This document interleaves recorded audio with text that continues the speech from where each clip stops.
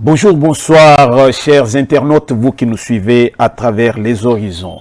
Aujourd'hui, le dimanche, nous venons avec l'hebdomadaire pour parler un peu du général, de la politique en RDC. Ça fait jaser, mais nous allons quand même dire quelque chose. C'est la fin de la semaine. Non, le début de la semaine. Aujourd'hui, le dimanche 10 octobre 10 octobre 2021. Pourquoi je dis 10 octobre 1900? Parce que aujourd'hui, c'est mon jour d'anniversaire.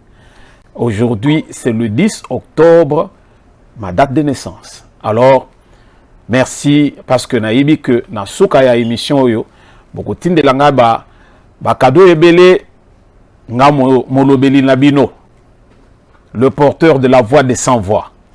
Roger Nguindou, le duc de la pensée. Alors, merci pour na koyamba biso na basalon na bino. Toye kolobela yoloko moko ya muke. C'est la fin de la semaine, mais toye tolobela likambo oyo parce que tozana posa ya Congolais nyonso à la muka. Alors, nous devons barrer la route na ba ennemi de la République. Par là, je parle de l'Église catholique ainsi que Kilanda Naye, Église protestante. Bandeko, comme le titre l'indique, héritier et roi Léopold II, ils sont en train de faire la loi en RDC. Pour na oyo batanga muke discours ya Léopold II, bako comprendre makamonazolo bana minute oyo. Peuple congolais, ce qui tozo linga tozala toujours dominé par la Belgique, par héritier, il y a roi Léopold II, alors tokanga minoko na biso. Mais ceux qui tozo linga pensa que Tobima, tozala réellement un pays indépendant, selon l'indépendance, selon que tozala ki na Lumumba, ainsi que tous ceux qui ont vraiment fait un travail impeccable pour nous arracher l'indépendance na maboko ya ba Belge. Alors c'est le temps aujourd'hui ya kolamuka et non pas qu'on continue kolala. Roi Léopold II atinda ba héritier naye. O bazo benga ba missionnaire. Oyo lelo tozo benga ba sango ba mupe. Mais bato bayaka na mission. Ba lamba biso banda bakota na Congo ti na moya lelo. Et à un moment donné, très comment on était que non, on dirait, ils ont compris avec l'avenue des églises de réveil, réaliser que non, si va perdre déjà marché. Vous allez trouver que les églises de réveil, ils ont coûté tout plein. Mais tant que vous n'avez pas moupe, mouke. Pourquoi? Parce que bazagina mbilo kwa kala, bazo salame se ba pesibino mu Congo. Nandenge ba yoko baluka ba komi ko tala batu. Mais lokuta na lokuta bazo sangise biloko mike basaleli bino omeli ndenge bakolinga basaleli bino yango. Parce qu'ils avaient une mission. Héritier à roi Léopold II, yela biso évangile ya kotali se biso que le royaume des cieux c'est pour les pauvres. Ce qu'on a les pauvres, yo okomona lola. Voilà évangile ba mimele biso. Et ça, et bota ba fruit. Lelo, il y a de ceux qui disent non, je dois me contenter de ce que j'ai parce que non, Dieu veut que tu puisses exceller. Dieu veut que tu puisses prospérer comme prospère ton état d'âme. Ndenge ozali koyebe na nzambe, nzamba azali nzambe ya multiplication, nzamba azali nzambe ya bozui. Nzamba azali nzambe oyo ya penza ya zo pesa fongolele biso tala ndenge nzamba sala mokili. Il a tout créé, mais il nous a créé en dernier. Pour total la merveille naie et puis to comprendre que Nzambe ya multitude. Azali Nzambe donc ya ebele. Et ça l'était que baye biso que non, yo po kende na lola, il faut à la pauvre. Tolobaki dans le précédent numéro que bande konabiso oyo baye sikoyo koboma biso. Mokili mobimbo ndenge tozo tambola tozali sous na période à croisade te ce qui est na États-Unis, ce qui est na France, ce qui est na Belgique, ce qui est na Hollande, ce qui est na Suisse, ce qui est na Allemagne, ce qui est na Russie, au kokutate ou bien na Japon ou na Chine, au kokutate que injonction à l'église na katia politique. Yango na ye ko sala numéro oyo na kokaki ko sala te aujourd'hui comme je disais au début, ezali jour nanga anniversaire, baninga bavandi baye to lingi to solola mais na lobi bovanda muke parce que lokomoko ezo sala penza que non na solola na bandeko to partager to yeba eloko nini to ko sala pona mboka na biso ba héritier ya roi Léopold II bango wana. Le roi Léopold II atinda batu mususu na Congo te atinda ba missionnaire. Ba missionnaire bayaka na pesa kibino vidéo na précédent numéro oyo ba mona ki yango te batala vidéo wana ba comprendre musala un missionnaire azaki nango. Un missionnaire c'était un gagne petit, il n'avait rien. Il ne vivait que de l'aide aux autres de gauche à droite et puis il accomplissait sa mission. À l'heure actuelle, les pas nabiso basango balakisi penza que donc Vatican c'est le goût du le goût donc la richesse. C'est la richesse. On ne peut pas servir Dieu en étant pauvre. Donc bango il faut bazala toujours bato mbongo. Alors mbongo bazongo par tous les moyens. Il semblerait, je n'ai pas vérifié que Vatican zopesa bango mbongo ndenge zaki akalate. Bazwaka mabonza, il faut bazwa mbongo wana ba faire fonctionner ba mission ou bien ba église oyo bango bazali penza ko chapeauter. Alors na minute oyo na RDC mboka na biso mboka bakoko na biso. To komi komona penza que donc église catholique a eu le devant na ndenge moko longueur d'onde ya koleka. Église catholique à côté de la politique, koleka ba politicien. Nous avons des déclarations ya batu oyo bazali na kati. Mais tant que ya kota la ba oyo basiali ni science po, oyo basali tous les juristes, bazo ke indépendant kota la penza komona que non, basango wana il nage à contre-courant. Bazo nage à contre-courant. Pourquoi? Parce que ba propos na bango ezo kende ndenge loi ezalaka te, ezo kende ndenge démocratie ezalaka te. Donc bazali na ndenge oyo ya bango.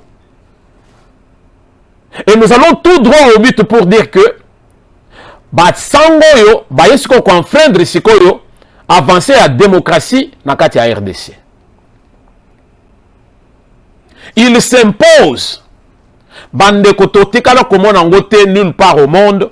La loi, oyo ezali que non, nous nous inclinons devant la minorité, la loi de la minorité. Totikala koyo kangote. Toyebeli kaka la loi de la majorité.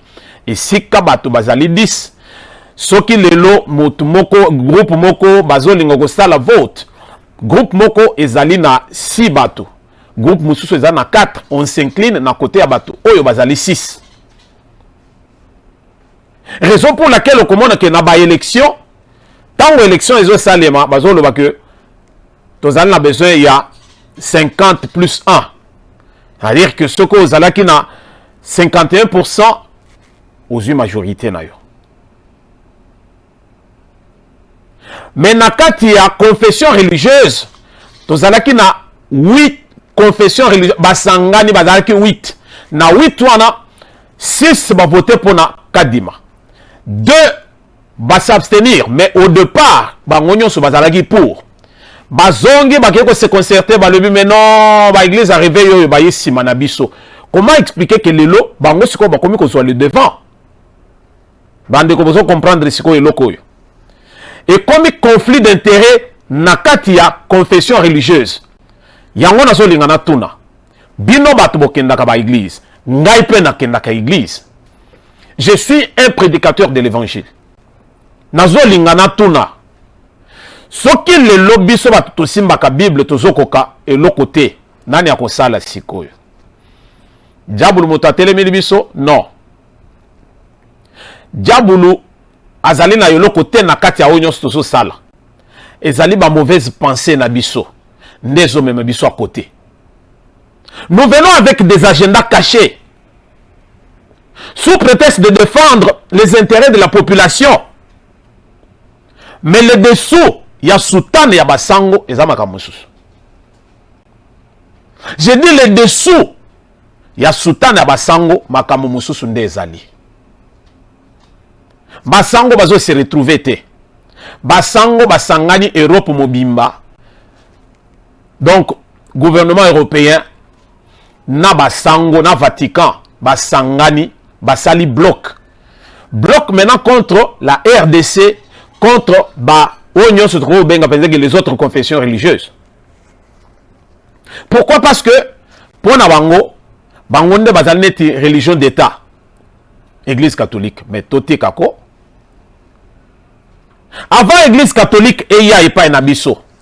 Tozaka na bakimbangiste. Bakimbangiste babandi lelo. Avant Église catholique, wana babando coopérer. Église kimbangiste ezalaka déjà. Ba église na biso ya bamboka batoyo, quand on parle de spiritualité, spiritualité c'est africain. Ce sont les Africains qui ont commencé la spiritualité. Mais aujourd'hui mundela zo lingata les biso que non ye muto aya nango. Na ba oyo bakenda ko kote siko na kati ya clique wana ya mindele wana lokola ba mbongo et autres. Qui confessent aujourd'hui que ba romain, mais aux romains qui nous vendre na Rome, aux sani na Congo. Aux na ambassadeur. Ce qu'on ambassadeur aux une lettre de créance, mais après, c'est fini. Tu n'es pas là pour amener les injonctions na katia mboka ya batu.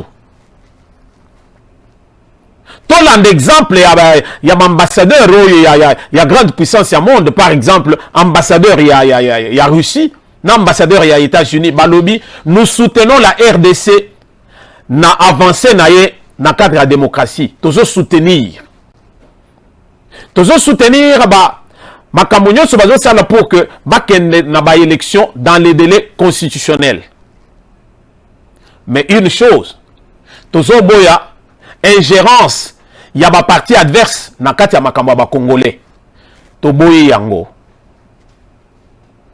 Mais pendant ce temps le Vatican s'élève pour dire que il faut que dans un consensus na cadre ya kopona sikoyo mapona mipona sini bandeko. Oye kindogite.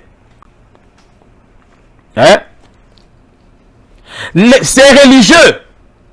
Je dis bien, c'est religieux. Je ne parle pas de chrétiens ou quoi que ce soit. Ce sont des religieux. Ces religieux bandeko, batikali sourd vis-à-vis ya bandeko mususu de bonne volonté. Oh, non, non. Nous devons mettre l'eau dans notre vin. Bato bonne volonté, bazo exhorter à ce que qu'on puisse dépasser. Tout se dépasser dans biloko wana mike pour l'intérêt de la nation. Totika, to avancer. Voilà les gens de bonne volonté. Je vais citer en passant Mbemba, le président Yanani MNC. Président Mbemba Lobino, mettons l'eau dans notre vin. Tout se surpasser mouké. Tout dépasser bisiko ba intérêt na biso particulier wana. Tout à la nation liboso. Nenge sikoyo que ezali boye to kende na loi ya ko accepter majorité côté ezali bato bazali 6 ba na candidat tozo candidat wana. Tozo reprocher bango nini. Mais non non. Awa bazolo c'est la loi de la minorité. Basango na kilanda na bango ba église protestante basangani soutenu par le Vatican ainsi que l'Union européenne pour que batia biso le bâton dans les roues, to avancer te. Bino bato bozo lala. Na ko soutenir Fayulu. Oyo penza bato ya origine douteuse wana. Bozali ko continuer ko soutenir État libino. Bozo sepela bovani na mboka mundele. Mais français balobaka, on n'est jamais mieux ailleurs que chez soi.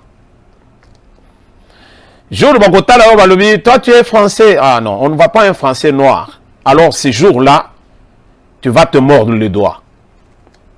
Tu dois comprendre que et pas un abisso, et pas un abisso. Alors ce que vous reconnaître en côté, c'est une erreur. Les USA, les États-Unis d'Amérique ainsi que la Russie, alors bazo soutenir RDC na avancé naie.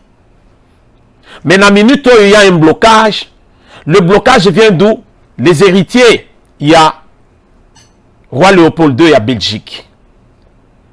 Ba prêtre. Ba sango, ba tomboli bendele. Ba lobi bango ba kotika te.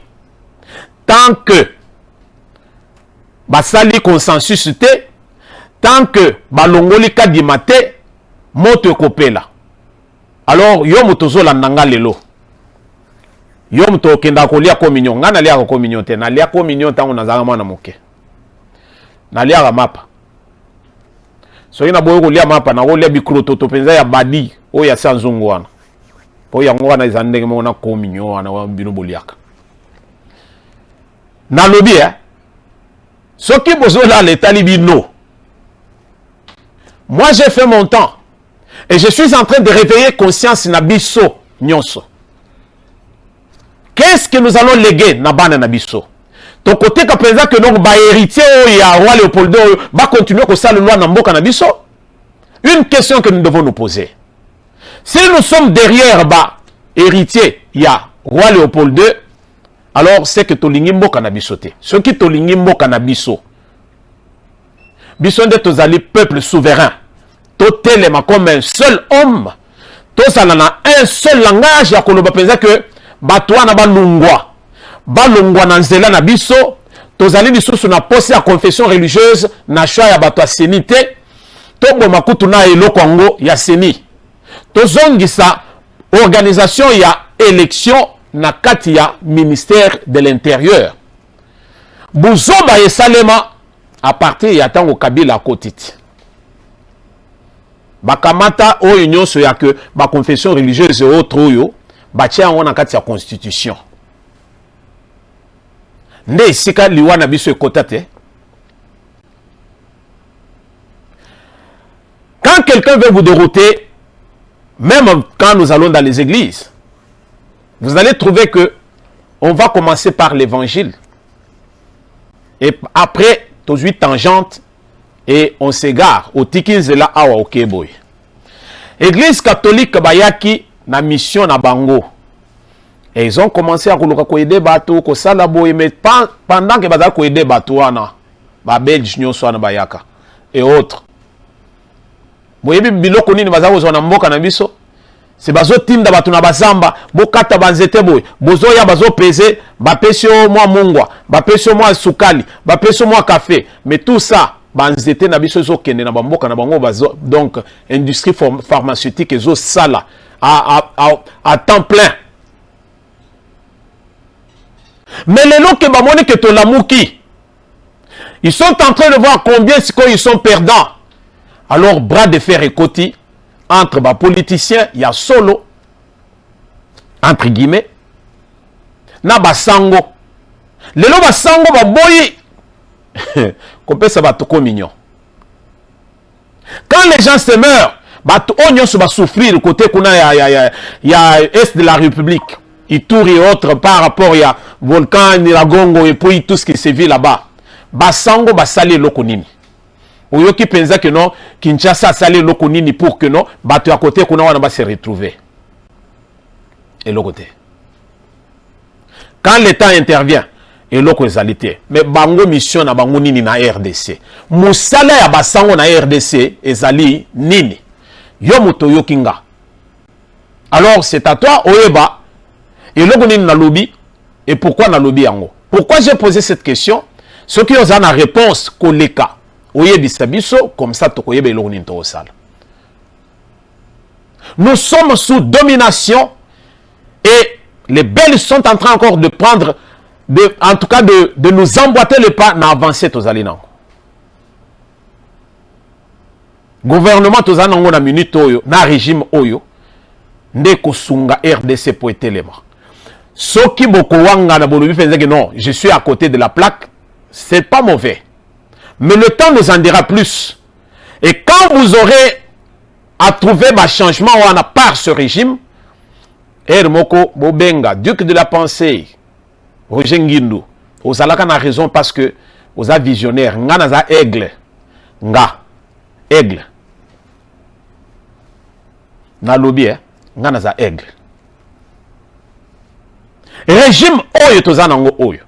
Nde kosunga RDC babima na libulu. Kabila yaki na RDC, abomi RDC. Pourquoi? Mission ya ba Rwandais. Na ba américain, oyo tozo benga ba démocrate américain oyo. N'est-ce pas que liwa ya RDC bandi na Bill Clinton? Après ça, moi si na ya ba olola ye na RDC. Azonga silika, mais batunini bazako coopérer na bango banilotique. Oyo penza ba Rwandais et autres. Bango nde baboma RDC. Lelo sikoyo bino moko momoni côté tozoken. To lamuka. Biso nde tozali ba victime ya makambo nyonso ezoleka na RDC. Ce qui tozolinga token ko marcher parce que Fayulu lelo asali nini hier samedi asalaki nini naye ce qui tozoken ko marcher parce que bazoloba au élection nini glissement ezalate na 2023 mais token no comprendre chef de l'état yemoko alobaki que élection ekozala dans les délais constitutionnels. Lelo sikoyo nani azo tergiverser pour que élection ezalate boya ko kamata sikoyo botia na mukongo wa mutu wana. Voilà ce que nous sommes. Basango bayebi.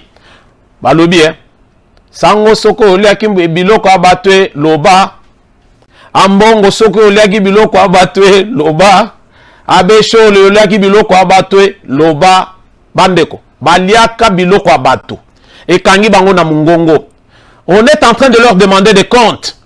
Bapesaka bango ba smartphone ndenge balobaka. Les téléphones intelligents. Bapesa bango ba équipement, bapesa bango na mbongo. Yango monique à peine élection et salemi na RDC na 2018 à 2018-2019. Ba résultat na no bimité, ba sango ba se ba publier. Na radio na bango yo, ni télévision na bango France 24, ba la moko bango tout ba se ba kei. Fayoul a gagné 62%, Fayoul. Tout ça parce que bango nyonso bazalaki de mèche. Ba sango. Yango no monde batika Fayoulou a gardé le na ni vérité des urnes. Basango kaka. Basango ba yele biso.